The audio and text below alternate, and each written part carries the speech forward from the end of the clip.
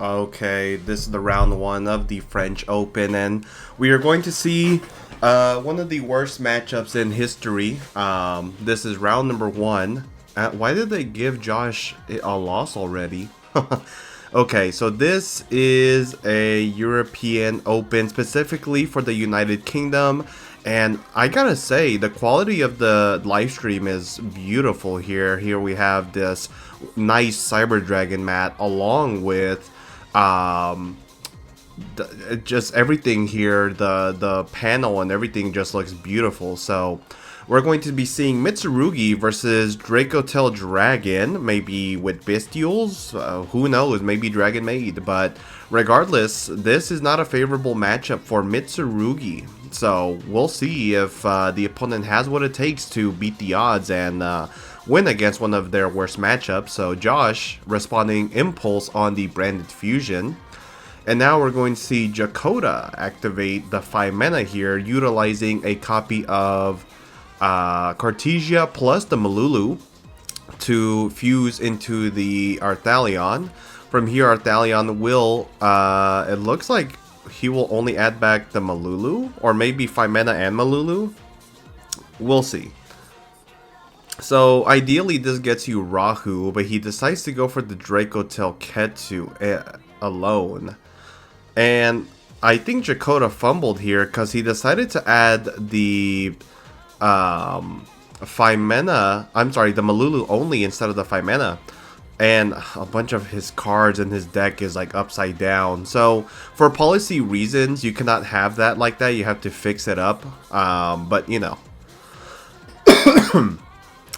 apologies guys, I am a little sick. So if the judges want, they can tell Dakota to fix his orientation of the deck so that they all face up properly. Now here is something that I think Dakota messed up on. Number one, instead of Ketsu, he should have said Raku, because it would have allowed him to get the Urgla and the 5 mana to the graveyard to fuse and get him a few extra cards on the field. Number two, he should have added back the 5 mana from the graveyard with the Arthalion's effect. Instead, he's missing out on an extra card, which could have been ideal against Josh here, as he is going to utilize the Murakumo's effect to negate the Arthalion. So, and then additionally, we're going to see the Fallen in the Virtuous. So this is a tech that some Mitsurugi players have been playing. It isn't the most accessible card in this deck, I don't think. Maybe he's playing the Deer Servant and that's why. If he's playing the Deer Servant, then I can see this actually working out very well for him, because not only can it send Herald to go for Mitsurugi plays, but it could also send the Aluber to grab the Fallen and the Virtuous. So this is honestly not too bad. Plus, if you put some Dogmatica cards in there, it could work wonders in achieving favorable results. Now, Josh here, just working Dakota due to his mistake, and I mean, I think at this point Dakota should just scoop it up because he cannot do anything more here. I mean, this is OTK. So from here, Dakota, or I'm sorry, Josh taking game number one. And it looks like I'll have to slow down the speed of the match, but we'll be back in game 2. My sickness couldn't have come at a worse time. I wanted to continue commentary on the YCS, but it's okay. We will just leave it as is. So hopefully here in game number 2, we can see better gameplay from Dakota. Unfortunately, it looks like we're not going to be able to see him play, as I think he set a horn that he hard drew, and that's about it. So this could be a swift 2-0 for Josh here. Here I assume in the draw phase he's going to activate the Mitsurugi prayers, and if Dakota has no responses here, then he will lose this game, as this is going to be full combo, and Mitsurugi only really needs about 4 summons for OTK potential under Nibiru. So here in the main phase, we're going to see Habakiri special summon Saji and then tribute the Saji off the field to get him the Mitsurugi ritual. Now we will see Droll and Lockbird, so Doesn't look like we're going to see OTK here, but that's okay. Wow. Now from here, Josh is going to activate the ritual, which is okay. So he drew Flame instead, so that's going to be stopped by Flame. But the Fallen and the Virtuous putting in work here, targeting the Mitsurugi ritual to destroy it, and in the end phase, that Aluber, if he has more copies, can put another Fallen and the Virtuous into the spell and trap zone. Now here we see him actually going for the Habakiri instead of the Murakumo, and he's going to send the Night Sword Serpent. So this is really good actually. It gives him multiple bodies. He can go for Dynamondo, but we'll see what he actually plans on doing. So he is going to grab back the Ritual and special summon out the Snake Sword Serpent, but what more from here can he do? Now from here, I believe this is only 3k total, so in the, let's see, he has Imperm, he has a lot of interruptions here, funny enough. I think I saw the Mitsurugi Magatama, he has Imperm, this is the Fallen the Virtuous here, he might have another Prayers. I mean, there's a lot going on here, so we'll see if Dakota can break through and win.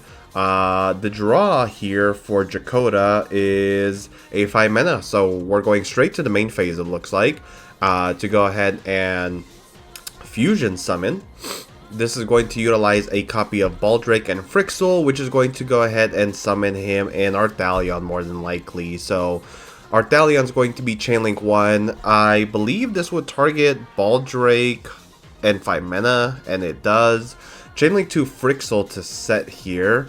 Chainlink 3 Imperm to negate the Arthalion, so he will not be able to add back here. And we know that Dakota has a Droll in hand because he ended up revealing it here, at least through the camera lens. And we're going to see him go ahead and set a copy of Ketu.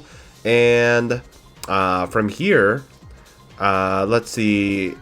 Yeah, I mean, we're probably going to go ahead and see him activate the Ketu. If he has multiple copies of Frixel, that wouldn't do anything. Maybe Malulu? Oh, he activated the Ketu under the Imperm column. Oh my god, Dakota. This is a big fumble. No. What are we doing, man? What are we doing? And now here, in the end phase, we're going to see the Prayers activate, which is going to grab him a copy of the Murakumo. And he will use the second effect as well to lose 800 life points and then summon out a copy of Saji. So he's being greedy here, but the opponent does have a Droll and Lockbird. Unfortunately, Chainlink 1 and Chainlink 2 will not be responded to with a Droll, which, I mean, it would only make sense for him to do so, but I guess he's delaying the inevitable at that point, right? So we'll go ahead and see what ends up happening in the next round or next turn, but we're going to see him ritual summon out the Murakumo by tributing copies of just the Futsu here. Chainlink 1, Chainlink 2 to destroy, and I mean, this is a game right here. This is more than enough damage that he needs to be able to continue. So and then Dakota never used his ball. Oh well, he did use the Baldrake to fuse, right? Yeah, never mind. This is game. GG.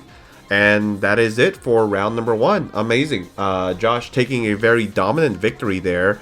Wonderful to see this. Again, this is one of the worst matches for Mitsurugi to face, but when you're not facing the best odds in terms of draw for the Dracotail matchup, you're probably going to do very well. So congratulations to Josh here, and we will be back in round number 2.